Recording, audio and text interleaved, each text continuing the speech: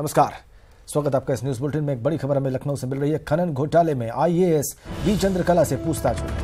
ED दफ्तर में यह पूछताछ हो रही है। बी चंद्रकला पर खनन घोटाले का आरोप है। हमीरपुर की डीएम रहते हुए खनन घोटाले में लिप्त होने का आरोप आईएएस बी चंद्रकला पर, और इस वक्त उनसे एनफोर्समेंट डायरेक्टरेट के दफ्तर में पूछताछ की जा रही है। बड़ी खबर इस वक्त लखनऊ से। इससे पहले भी उनको पूछताछ के लिए बुलाया गया था, लेकिन उनके वकील हाजिर हुए थे डॉक्यूमेंट्स के साथ, वो खुद नहीं आई थी। आज उनसे पूछताछ हो रही है लखनऊ में इसी मामले में, और एनफोर्समेंट डायरेक्टरेट यानी कि प्रवर्तन निदेशालय के अधिकारी उनसे पूछताछ कर रहे हैं। हाईकोर्ट की रोक के बावजूद कैसे खनन हुआ वहां पे, और रेड्स में जो दस्तावेज मिले उनके बाबत उनसे संबंधित जो प्रश्न हैं उनको सामने रखा जा रहा है आईएएस बी चंद्रकला के, और उनसे जवाब मांगे जा रहे हैं एनफोर्समेंट डायरेक्टरेट के दफ्तर में उन्हीं के अधिकारियों के द्वारा। बी चंद्रकला पर खनन घोटाले का आरोप है। चर्चित जिलाधिकारी रही हमीरपुर की।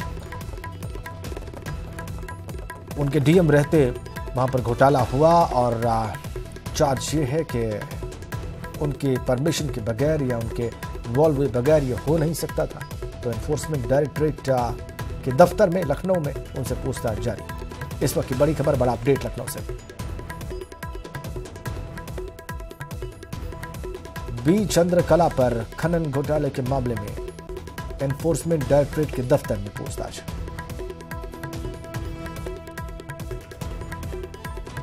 लखनऊ से बड़ी खबर, और ज्यादा अपडेट्स हम हासिल करने की कोशिश कर रहे हैं इस बड़ी खबर के बारे में।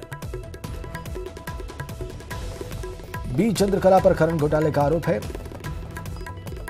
रेड्स के बाद जो उनके घर पे भी हुई, उन पर एफआईआर भी दर्ज है, और अब पूछताछ उनसे की जा रही है। खनन घोटाले में आईएएस बी चंद्रकला से पूछताछ। एनफोर्समेंट डायरेक्टरेट के दफ्तर में यह इंटरोगेशन चल रहा है, उनसे पूछताछ की जा रही है।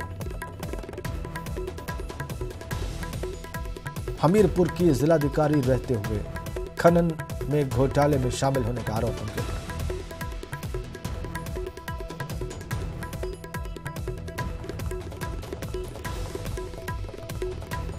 कब से ये पूछताछ शुरू हुई, कितनी देर चल सकती है, कौन से सवालात हैं एनफोर्समेंट डायरेक्टरेट के पास उनसे पूछने के लिए, इस बारे में हम आपको और ज्यादा अपडेट देने की कोशिश कर रहे हैं। लेकिन ये वो घटनाक्रम जिस पर सारे देश की निगाहें। एनफोर्समेंट डायरेक्टरेट इस पूछताछ के बाद क्या कहता है, क्या ढूंढ कर निकालता है। बहरहाल हमारे सहयोगी ऋषभ मणि इस वक्त हमारे साथ जुड़ गए हैं। ऋषभ, ये पूछताछ कब शुरू हुई, क्या अंदर से आपको अपडेट्स मिल रही हैं? तकरीबन 1 घंटे पहले बी चंद्रकला ईडी लखनऊ के दफ्तर पहुंची हैं। ईडी ने पहले से अपना क्वेश्चनियर तैयार कर रखा है, उनसे क्या सवाल पूछे जाने हैं। सीबीआई इस मामले में पहले ही एक मुकदमा दर्ज कर चुकी है, जिसमें धोखाधड़ी आय से प्रिवेंशन ऑफ करप्शन एक्ट का उसमें मामला है, अवैध वसूली का मामला है। सीबीआई की उसी एफआईआर को आधार बनाते हुए ईडी ने भी एक मुकदमा दर्ज किया है, चूंकि इसमें करोड़ों के गोलमाल की आशंका जताई जा रही है। ईडी अब उनसे ये सवाल कर रही है कि आखिरकार जो अवैध धन कमाया गया इस पूरे घोटाले में आया है, उसको कहां कहां लगाया गया है। तो ईडी का क्वेश्चनियर पूरा तैयार है, जिसके तहत बी चंद्रकला से पूछताछ की जा रही है। अभी कितनी देर चलेगी पूछताछ ये तो भी तय नहीं हो पाया है, लेकिन मान के चलिए ये बहुत अहम पूछताछ है, और इस पूरे घोटाले के जो सिरे हैं वो इसी पूछताछ से आगे खुलेंगे, क्योंकि इसमें तमाम सफेद पोश वहां के जो लीज होल्डर्स हैं वो हैं समाजवादी पार्टी के एमएलसी, उनके भाई, उनका परिवार शामिल है। राजेंद्र। ऋषभ, मुझे लगता है कि ये जो पूछताछ हो रही है या जो एनफोर्समेंट डायरेक्टरेट के पास सवाल हैं और उनके जो जवाब आएंगे आईएएस बी चंद्रकला से, ये इस पूरे मामले का फेट डिसाइड करेंगे। जी देखिए, शुरुआत यहीं से होनी है। चूंकि सीबीआई ने कुछ जानकारी पहले से इकट्ठी कर रखी थी, हाईकोर्ट ने आदेश दिया था कि सीबीआई इसकी जांच करेगी। जब सीबीआई की जांच में कुछ पुख्ता सबूत मिले हैं, उसके बाद ही सीबीआई ने मुकदमा दर्ज किया था। तो मान के चलिए सीबीआई के पास पर्याप्त सबूत हैं, और सीबीआई की उस एफआईआर के बाद ही ईडी ने अपनी एफआईआर दर्ज की है।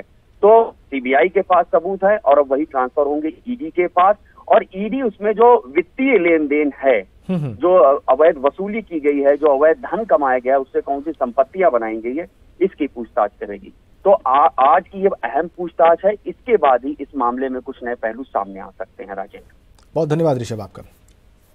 1 घंटे पहले ये पूछताछ शुरू हुई है। एक पूरा क्वेश्चनर तैयार है एनफोर्समेंट डायरेक्टरेट के ऑफिसर्स के पास। उसको लेकर वो बी चंद्रकला के सामने है।